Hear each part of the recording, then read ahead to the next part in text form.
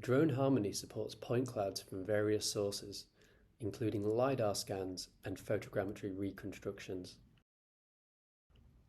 They can all be easily loaded into the web app through the point cloud uploader.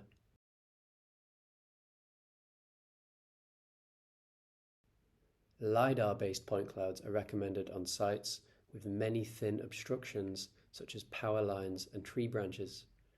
This extra layer of detail will help you improve the safety of your drone flights. Colorized point clouds are recommended for a better visual experience to ensure you're making the most detailed flight plans possible.